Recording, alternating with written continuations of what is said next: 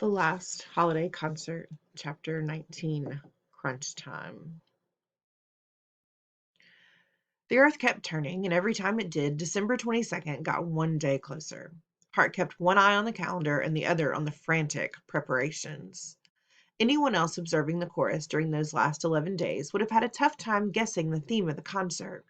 Not one of the remaining class periods, not one of the hours before and after school spent working on decorations, not one of the long weekend sessions practicing new songs and preparing the old gym, nothing even remotely resembled peace. It took real work to keep the theme in view. To Hart, those 11 days often looked more like a major military operation, and sometimes it was all out war. There were battles about which songs worked with the theme and which ones didn't. There was open conflict about which non-musical events could be included, and once that was settled, there were heated disputes about the order of the program. There were clashes about who should write the narration, and then disagreement about what narration should be, followed by controversies over who should read which parts. Alliances and coalitions developed, ruled the world for a day or so, and then splintered into rival factions and collapsed. There were tussles and scuffles, quarrels and spats, tiffs and squabbles. The road to peace wasn't easy, but thankfully, all the conflict happened within the framework of a fragile but miraculously effective sixth grade democracy. And amid the wrangling and bickering, Hart also saw progress, hour by hour, day by day. School concerts rarely happen without help from parents. This one was no exception, and when the parent brigade began to work side by side with the kids, Hart felt certain for the first time that this concert was actually going to happen. True, it still might end up being a huge embarrassment, but it was definitely going to happen. At least a dozen moms and dads began helping Colleen and her decorating crew, some directly, and some just donating materials. Cardboard and styrofoam and paint and glue and glitter and string and wire began to pile up so much that the whole decorating operation had to be moved from the chorus room to the stage in the old gym. One mom brought a portable sewing machine and stitched 3 king-size sheets together.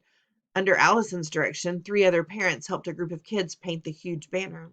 Then they began working on several smaller banners and signs. On the Sunday before the Wednesday concert, 6 moms and 4 dads showed up to help hang the decorations and adjust the sound system and set up the folding chairs in the pattern that Jim Barker had designed. There weren't going to be any raised platforms, and the lighting wasn't going to remind anyone of a TV show, but Jim had presented some creative ideas, and the chorus had voted and approved. Lisa Morton's dad had decided not to spend $12,000 on wiring and harnesses so his little girl could fly like an angel, but he and Lisa had come up with something else almost as dramatic, and on that last Sunday afternoon they were both hard at work in the old gym. Mr. Minor kept to the background, but he was hard at work too. He was the one convincing the PE teachers to double up their classes and stay out of the old gym for a few days. He was the one convincing teachers with lunch duty to take the kids to the playground instead of the old gym on these blustery December days. He was the one assuring the principal that he hadn't lost his mind and that he wasn't trying to give the school a black eye by letting sixth graders run their own concert. He was the one showing up at school early and working with the soloist during his lunch period and staying late almost every evening.